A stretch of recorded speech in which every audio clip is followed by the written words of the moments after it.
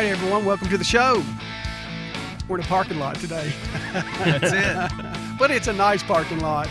And it's a beautiful day. It's a beautiful day. It's a gorgeous day. Going to get a little hot coming up, but it's gorgeous today. This is Tennessee WildCast, program brought to you by the Tennessee Wildlife Resources Agency. Jason Harmon right here. Jason Henegar right here. I shouldn't mess up the names too bad today. Don't get us confused now. Don't get you confused, all right? And Todd, of course, is working over here with the boards like he does, making this look as good as he can. It might be a little splotchy for you today. We're getting a studio worked on, Jason. Yep, it's in the process, and hopefully we'll be up there soon. Finally, but we're still going to go outside from time to time. Oh, yeah. Anyway, tell your friends about our show. I wish you would, please. This is all about the agency.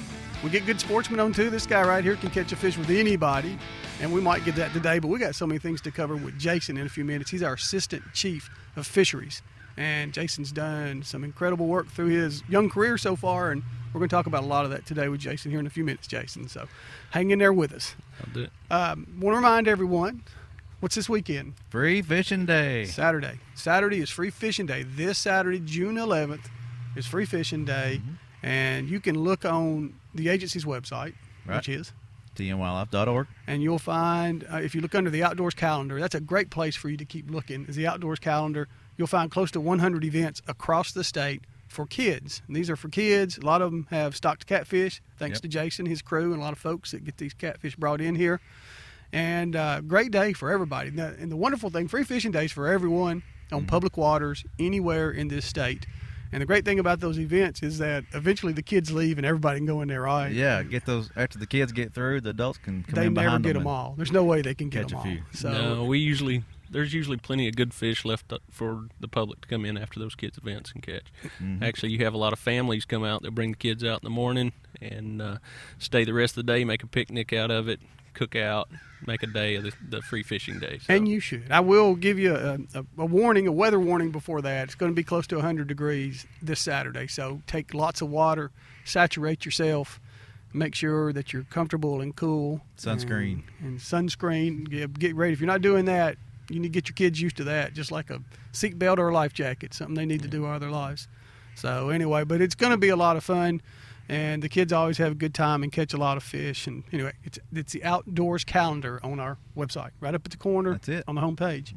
All right, we also have coming up a meeting at the Enoch Center in near Paris Landing. It's in over there by Kentucky Lake. It's over there at the fairgrounds. So. Right. And it's going to be Tuesday night, and the fisheries folks are going to be there listening to or talking to fishermen about the crappie fishery on Kentucky Lake. Is that correct? Yes. Our biologist out of Region 1 is going to give a presentation on the crappie fishing in Kentucky Lake. We had a lot of comments this year in the fishing comment period, the spring comment period for regulations that dealt with Kentucky Lake, the creel limit on Kentucky Lake, and also possibly increasing the size limit on Kentucky Lake for crappie. So okay, that's Tuesday, right? Yes, Tuesday the 14th. 14th from 7 to 8:30 in the Enoch Building at the Henry County Fairgrounds in Paris. So will the Chief of Fisheries be there with you, Frank? Will Frank Fisk, be there? Frank Fisk, the Chief of Fisheries, will be there. Tim Broadbent out of Region 1. And then I'll probably be there as well. We'll have several agency staff there to represent. So much brain there, it'd be hurting people, right? We're going to go over, by the way, next week and meet at the Region 1 2 weeks. No, next week. Yeah. We're going over there next week, and we're meeting with Tim Broadbent out of the Region 1 office, and we're going to do a couple shows with him. So we're looking forward to that. We're going to try to set up by Lake Graham over there. Okay. That's a great place to set up. Yeah, it is. I wonder if we can set up in a boat. You reckon? Yeah. Yeah, I would be up for that. We'll put a pontoon out there and we can float around on it. Yeah, we might do that. It's a beautiful lake right there by the If I had known that, office. we'd have postponed to next week. That's why we didn't tell you. All right. Anyway, it's fishing and boating time of year. Be careful out there in a boat. We've had a few accidents this year. We've had a kayak accident or two already where folks were actually in a kayak not wearing a life jacket, which always amazes me. If you're going to be in a kayak, please wear that life jacket, and especially if you can't swim. But even if you can, you ought to be wearing a life jacket when you're out there on a kayak. Kayaks are one of the fastest growing recreational boating activities in the United States. So be careful there. All right. You got anything to add? Hey, we're gonna probably do a video on that. What you need to have with a kayak and paddle when you're paddling and that kind of thing, life jackets and whatnot. So watch out for that video. Okay, that'll be a good video. And one of the things immediately you need to remember, if you're in a kayak and you're on the water at night, you just like the big boys when you're out there. You need to have your lights on your boat. That's the law, and you can get a citation for that. And those lights need to be out at sunset, not 30 minutes after, not 30 minutes before. It's at sunrise, till sunrise, and after at sunset. Very good. So you got to get them out there before it gets dark, just so everybody can see, know where you're at. To your benefit, I wouldn't want a bass boat running over me at 75 miles an hour. Yeah. Anyway, all right, Jason, we got a lot to talk about. We got a lot to talk about, and you cover so many things. You are the Assistant Chief of Fisheries. What does that mean? Well, it's kind of an in-between position. I was the Rivers and Streams Coordinator for the state. There'll be days that I'll still have to do rivers and streams work, but I also will be doing some of the administrative work in the office and kind of covering for Frank when he's busy doing other things or he's out of the office. So I can run the gamut of being a coordinator to setting in for the Chief of Fisheries and answering questions for the director's staff. So it's a wide variety of things. And before you did that, you've been with the agency a decade or so, give or take. Yeah, I've been here about 8-9 years now. Worked for Texas Parks and Wildlife for 4 years before that. But I'm a Tennessee resident, grew up in Elizabeth, Tennessee, and went to school at ETSU for my bachelor's, Tennessee Tech for my master's, and worked under Dr. Bertoli there. Worked on about 15, 20 different projects, everything from bats to Barron's top minnows. Wow. So a lot of different things, and then went off to Texas and was able to make it home pretty quick. So do they have big bass in Texas? They do, but Yeah. we've got big bass here too. We do. We've got a lot of big fish here. I was counting up yesterday, actually. We've got about 12 state records that have been broken in the last year. So we're sitting on a lot of good fish right now. Yeah. So, Wow. I know two of them include, one of them includes the largemouth in the last year and a half, and then we had the northern brook trout that was broken here recently. And then just a couple months ago in the Caney Fork. And then we had a almost 5-pound tilapia shot with archery equipment out of Old Hickory. So that added an archery. People are saying, what's a tilapia? It's that stuff you see in the store, but we have them in Old Hickory Lake somehow. So there's a sting plant over there, right? Yeah, I think after the flood, they were introduced into the Old Hickory by the flood, and then they found a home at Gallatin Steam Plant. And doing that warm water discharge. And then also I think some of the springs in maybe the back of Bluegrass. We get a lot of reports out of Bluegrass. Bluegrass is a creek over there. Yeah, it's a cove. Down from pretty good ways down from the Gallatin Steam Plant, and they seem to hold on down there as well. There's a big marina down there, isn't there? Okay. If you want to go tilapia fishing, come to Middle Tennessee. And get into them. We got some cool fish that's out there that y'all work with, Jason. There's a lot of cool fish. One of them that a lot of folks may not know about is a sturgeon. Yep. What is a sturgeon? Sturgeon's one of our native species to Tennessee. It's probably one of the largest species we have. They can get up to about 9 feet long, way upwards. 9 feet long? Yeah, upwards to about 300 pounds, 250, 300 pounds.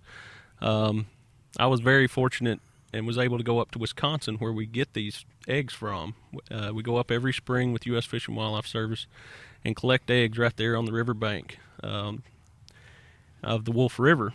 And I was able to handle some fish about as big as me. I was handling 150, 200-pound fish, about 200 of them in 3-4 days. Oh, wow. And I bet it's a great fishery over there. Huh? Really impressive. So I hope we can get our fishery back to that. We lost the sturgeon probably in the mid-'60s, early '70s out of the Tennessee and the Cumberland rivers. And a lot of that was due to just the practices at that time. I mean, you had agricultural practices that put a lot of sediment into the rivers. You had a lot of the factories and put a lot of chemicals into the water at the time, and they probably didn't know that they would have the impacts that they did. And then we had dams built in the 50s, and a lot of the water quality issues from the dams being built really put a death knell in the sturgeon at that point. And we lost them until about 2000. We started stocking sturgeon back into the Tennessee River up in the French Broad and the Holston Arms. Over there in East Tennessee. Yep. Okay. And then we started stocking sturgeon in the Cumberland River about 2006. And we've through our sampling efforts every fall, we're seeing that we're finding fish from every year that we've stocked fish. So we're getting recruits out of every stocking that we put out there. There's a lot of good fish swimming around. So That's awesome. I was lucky enough to go in 2006, we were talking about before we started, to a celebrated release over at Shelby Bottoms in Middle Tennessee. Shelby Park is a city park that's been around here a long time, and it was a lot of fun watching these fish about this size be released. So they've had 10 years to grow. And if somebody catches one of them, what size should they be? Somewhere. They'll range in size. As I said, we stock every year, and we stock those probably 6 to 8 inches, 10 inches if we can get them that size. We've stocked some larger ones in the Cumberland over time, so they're doing a little bit better. They grow a little bit faster in the Cumberland, it seems like. And we've had fish reported 2 years ago at Gallatin Steam Plant. There was a 52-inch sturgeon caught. We've had some commercial fishermen catch some out of Lake Barkley, farther down the system, and that one was around 5, 6 feet long. So they are along the prehistoric lines with the paddlefish, are they not? Aren't they? They look like it too. They're cool looking fish, real bony looking to me. Yeah, they're a skin fish, but they've got these bony plates down the side and down the back. And if you grab a hold of one, those bony plates can hurt. They can pinch you real good, but that's their defense mechanism. That's their scales, is those bony plates down the side called scutes. We actually use that. We can remove those scutes when they're small, and they won't grow back. It just heals as part of the skin. So we use that to mark those fish. We alternate sides. We alternate which numbers we remove, and we can tell which year class that fish has been from when we go back to capture that fish in the wild later on. So, I remember going over to, we have a small hatchery over in Gallatin where we do a lot of mussel work and also sturgeon work. I remember going over there and watching you and Dr. Podoli.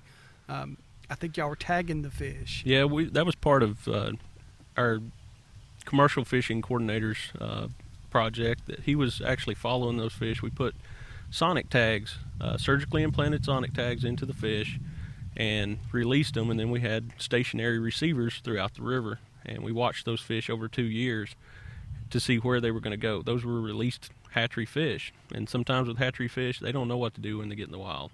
They've been fed every day, multiple times during the day, and swam around in a tank. So when you put them out, you don't know if that fish is just going to take off downriver, take off upriver, stay around, leave, get caught. We really don't know. So we were looking at that, and we wanted to know if those fish could pass through the dams on the Cumberland River. And luckily, through that project, we found out that they can move up and down river through the locks. And it's a pretty neat deal. They're traveling fish. Even that they've got barriers out there now that they've never encountered, they figure out a way to move up and down the river. Are they a fish that an angler, you mentioned commercial fishing, and that's a net thing, but are they a fish that an angler can expect to catch? Oh, yeah. Yeah, I've received about 5 reports over the past 2 weeks of anglers catching them on the Tennessee, the Cumberland. I've had 2 reports below Center Hill Dam, that they've moved up below Center Hill Dam, and we're caught on the same things that you would catch blue catfish or channel catfish or even brown trout. Night crawlers are one of a very popular bait with sturgeon. We get a lot of sturgeon caught on night crawlers, cut bait, same things you use for catfish you're going to use for sturgeon. Okay, except you might up that line test in a few years, because when they get a little bit bigger, they're not going to probably stay on 12 or 15 pounds. Yeah. Do they have, their mouth, if you opened it, they have teeth, or no, soft plated? It's just a big soft funnel, and a lot of people think that they're strictly bottom feeders, but I think with that funnel, as a fish gets 2, 3, 4, 5 feet long, they become pretty opportunistic, I think, and they use that big suction mouth to eat shad. We've had reports of them being caught in the bowls. People fishing for stripers with jigging spoons and swim baits have caught them. I would be thrilled to catch one of those things. I think a fish that big, if it comes across it and get it in its mouth, it's going to eat it. You tell me, too, there's something special that y'all do. If somebody catches it and reports it, what do y'all do with them? We offer a certificate that I've caught and released a lake sturgeon in Tennessee. And you do have to release them, right? Yeah, they're state endangered species, and you do have to catch and you have to release those if you catch one. And we encourage you to take a picture, handle it very gently. If you can, don't even take it out of the water. Just take the hook out of it, take a picture, put it back, and then report that to us at the central office or to your regional office. Any of the biologists can get and it. we've had people come through Facebook and message us with a photo. We'll help you there, too, Yep. on our TWRA Facebook pages. But we need a name, an address, phone number, where you caught the fish, what you caught it on, and approximately the size of the fish, so we can keep track of if it's recently stocked fish that people's catching, or it's these big ones that are we hope return to spawn one day. So, but just send that in to, you can send it to sturgeon.reports@tn.gov. I've got an email set up just for sturgeon reports, where you can just send it to me through email or call me on the phone, call any of the regional biologists. We can get it. We'll get you a certificate sent out there. It's got a nice photo or a drawing of a sturgeon from Joseph Tomarelli, and really nice certificate that you can hang up just like one of your mounted fish. Oh, that is neat. That is so cool. And of course, it's in the tarp, I guess, too. Our Tennessee angler recognition. I'm not sure if we have it in tarp or not. not. It's a good question. So isn't it? It may be one that we need to add. Yeah, yeah. It'd have to be 175 pounds. Or I don't know. Will it be the kingfish in the water when it gets big? Will it be the boss of all bosses? I think in all it fresh will. waters. Yeah. Yeah, I think for us it'll be the big one. It'll be right up there with those blue catfish that they get so push big. 100 pounds. So. And the paddlefish get pretty big too. Yeah, but, yeah. Yeah. Okay. That was another record broken last year. Oh, We're it now was? over 100 pounds for paddlefish. Wow. Yeah, So. you can check out the records on our website too, tnwildlife.org. A lot of them have photographs. We got photographs of some record fish that are out there, and trying to get them as we go. And maybe we'll get you with the sturgeon. Yeah, I'd like to see a state record lake sturgeon for too long. I would too. I'd like to catch it. If you've never seen one of the sturgeon, you can go to our YouTube channel. The video over that Shelby Park release. Oh, it's out there. Yeah, it's on YouTube. That was cool. YouTube.com/Tennessee WildCast, and it's out there. Just search for it. All right. Did you shoot it? Yeah, me and Todd both shot that. Did you? one, Okay. so. All right. Can you believe it's been 10 years ago, Todd? It's Time been a long flies when time. you're having fun. Yeah. All right. Let's talk about some other stuff, because believe it or not, we've already eaten up about half of the show, Jason. You work a lot with trout. What's going on with the world of trout? Well, I still am deep into the world of trout, I guess. Most of what we're doing now is brook trout related, our native species of southern Appalachian brook trout. We're working with a lot of different agencies to reintroduce brook trout or enhance brook trout fishing. Was just up in the Smoky Mountains Tuesday, working with the National Park Service there at Great Smoky Mountains National Park. A couple other regions in TWRA were up there, and we were doing a rainbow trout removal. And we were actually going into Anthony's Creek there at Cades Cove. Okay. Runs right through Cades Cove. And brook trout's not been in there in 20, 30 years. And it's been mostly wild rainbows. And there's a nice barrier there. So we went in, and those guys are working this week removing rainbow trout. So And this fall that they can go and put brook trout back in there. For people who love catching rainbows, they may be thinking, why are you taking my rainbow trout out? Why do you do that? Well, we're going to manage below the barrier there on Anthony's Creek for rainbow trout. And brook trout are the only native trout species in Tennessee. So we want to preserve the heritage of catching brook trout, but also the genetics. We've got a unique genetic form of brook trout in the southeast, especially in Tennessee in the Appalachian Mountains. And these brook trout, they're not big fish, but your challenge when you're a fisherman isn't the size of the fish when you're a brook trout. It's the reaching to where they are, getting up there with your small equipment and catching one. That's the challenge of a brook trout, right? Because you're talking about high elevation waters. You're talking about high elevation waters, small streams, clear streams. I mean, a lot of these are gin clear. If you walk up to a pool of brook trout, a lot of times if you just really go easy, kind of stalk up there, you can see them waiting in the pool, feeding, and it's just the areas these fish are in are magnificent in their self, and then you catch this bright, colorful fish in there too. So and beautiful fish, and the brook trout and the rainbow are very competitive with them food wise, aren't they? Do I remember that? Yeah, they can be.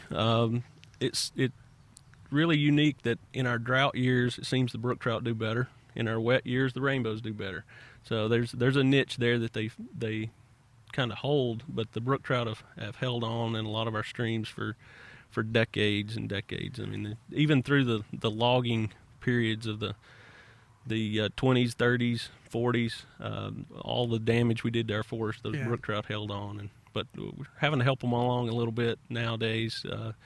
It just with a lot of the development and stuff, we're still fighting those battles. I remember going over about 20 years ago now, and I can't remember the stream.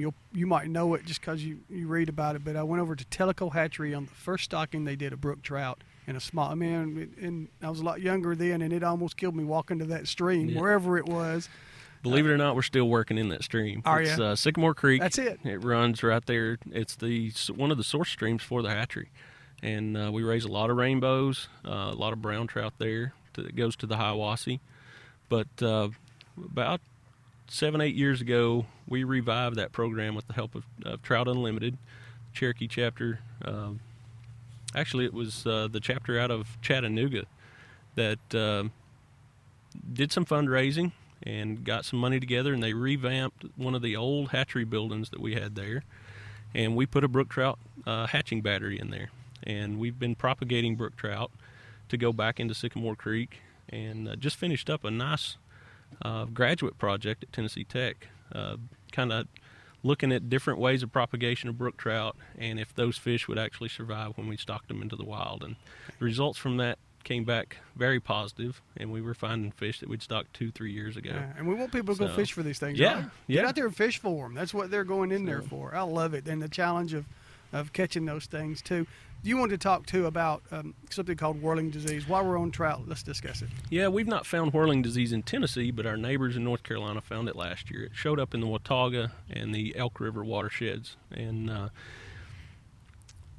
it's possible that the whirling disease could have come in from some private hatcheries. And trout production in North Carolina is number 2 in the United States for the number of trout produced at aquaculture facilities.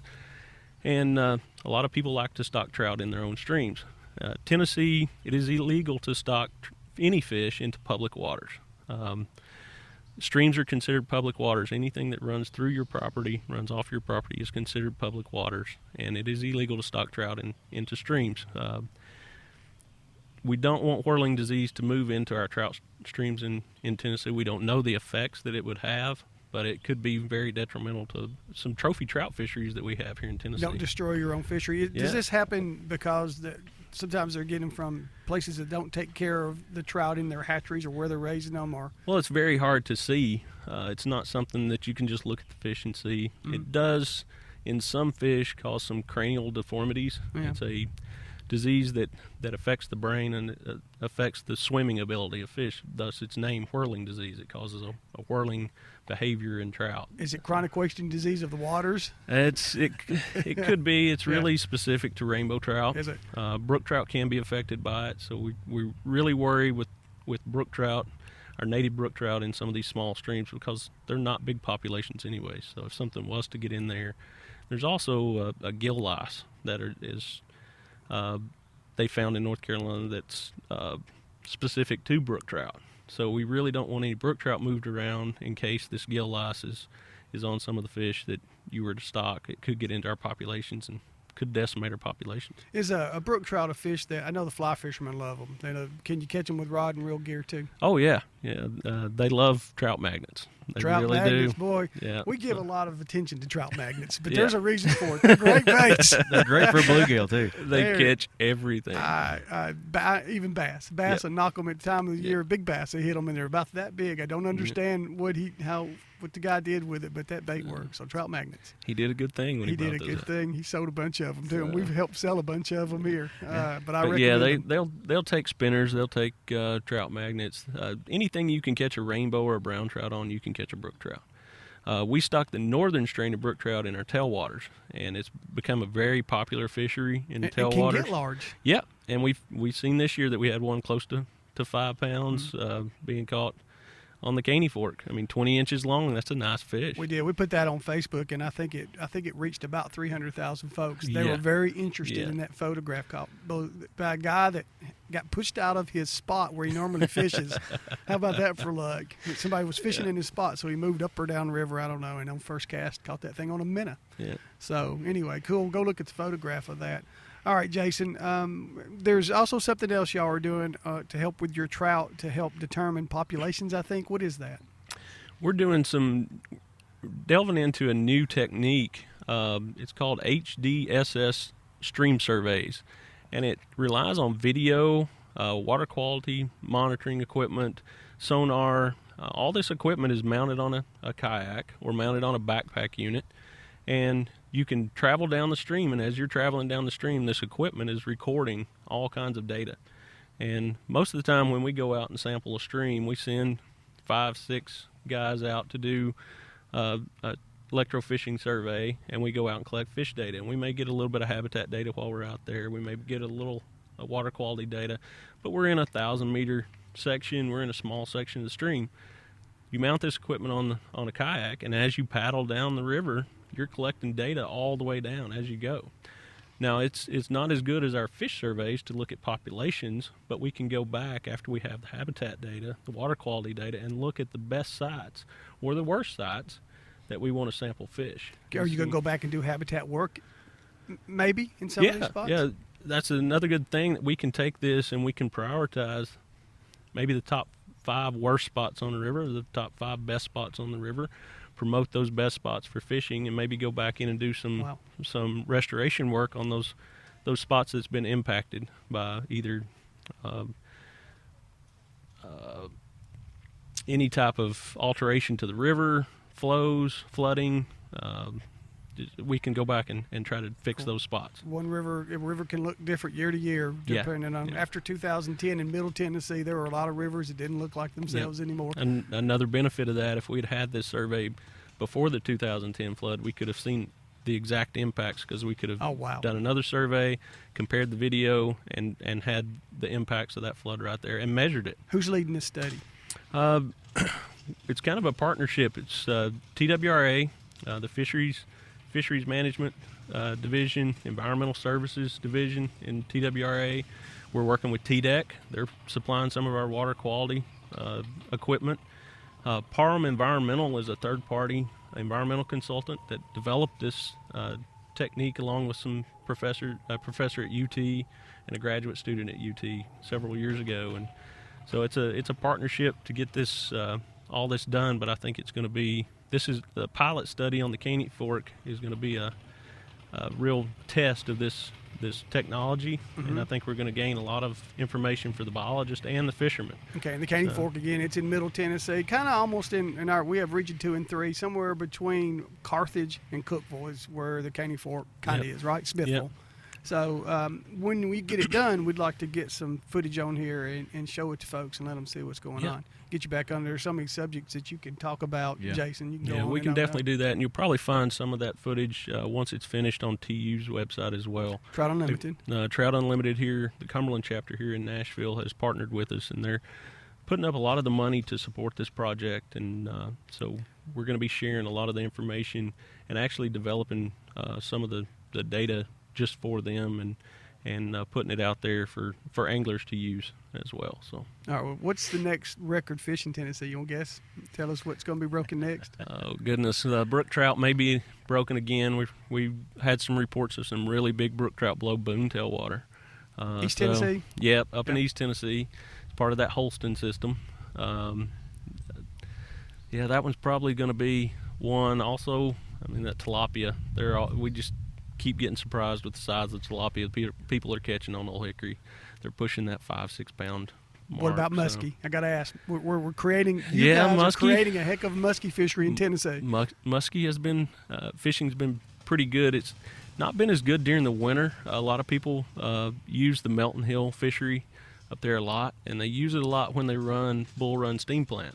The last couple of years, we've not had to run Bull Run steam plant for power, so those fish have kind of got a break from that hot water discharge. They might be getting bigger then, huh? Yeah, we're finding a lot of good fish, even moving down into Watts Bar. And haven't you guys in y'all institute a 50-inch size limit on a lot of bodies of water a few years ago? We did. That's a big fish. We actually went into the Caney Fork and developed a 50-inch size limit there because we were seeing some really good fish grow there, and we actually saw natural reproduction in the Caney Fork system, so we've delayed some of our stocking. That's awesome. You've been awesome. I'm going to go break the smallmouth record. I decided 50, 60 years, it's enough. I'm going to go ahead and take care of that one. Yeah, it's time for that one to come down. I'll take the camera and we'll get some footage of it. Yeah, we'll throw it back when we're done, though, okay? I figured you'd go after the walleye record.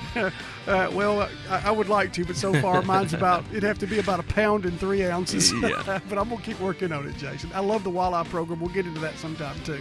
Walleye and sauger program, but walleye especially. All right.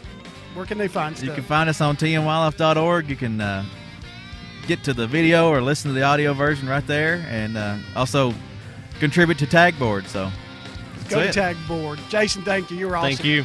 Thank you, Todd. Thank you, Jason. We'll see y'all next week.